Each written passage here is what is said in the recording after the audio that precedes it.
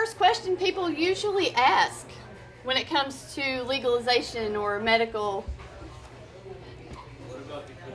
What about the children? Exactly. So that the first thing I wanted to address was, what about the children? Everyone's so worried about legalization movement. They're worried about the medical part of it. When kids can go to their parents' medicine cabinets, open them up, and get out, painkillers, barbiturates, anything that they want if it's not locked up properly, which is far more dangerous than cannabis. When children are caught with cannabis, they lose college scholarships, they lose the ability to apply for federal aid because they have to check that box, and a lot of times the parents have to spend the college savings to get the lawyer to go through court. There are written records dating back to 3000 BCE, including the use of cannabis for treating female health issues such as migraine, which is one thing that I get, nausea and vomiting of pregnancy, augmenting labor, hemorrhage, heavy menses, uterine pain and contractions, sore breasts, to enhance milk flow, even gonorrhea, urinary tract infections, easing painful menstrual cramps, assisting with long labors, and for what was called melancholia, or what they think we know as PMS. So in pregnancy, a lot of people judge prenatal exposure based on alcohol and tobacco, and we know that there's no real correlation. It only makes sense to allow women to work with cannabis in their health routines. And we also always look at alcohol prohibition and its parallel with marijuana prohibition, marijuana and hemp prohibition.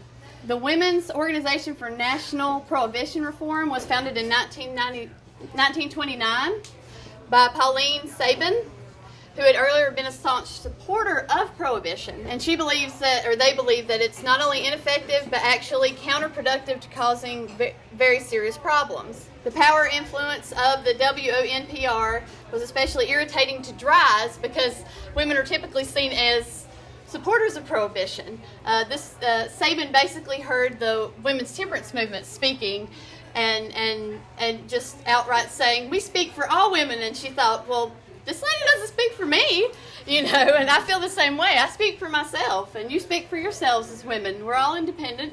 We have our own views. We have our own backgrounds. This is why we do this. Not one group's going to be able to speak for all women. During alcohol prohibition, women were so organized and so passionate in their efforts that when the WONPR was formed, 4 years after that, alcohol prohibition was repealed federally. So I believe women can be a strong driving force. The rate of female imprisonment has increased by nearly 800%, and it's still rising. 3/4 of those women are in there for nonviolent drug offenses. Places you can find information on women and weed: NORML Women's Alliance, Moms for Marijuana, there's Parents for Pot, and then the Women's Organization for National National Prohibition Reform. And men, talk to women in your family about it. Talk to women in your life about it. Women, host a house party. Have women come over for a discussion. Watch a video. Have coffee. Have some little snacks. We've really got to get together on this. Women tend to be underrepresented in this activism movement, so we've really got to get moving forward and follow Sabin's great examples. Thank you very much.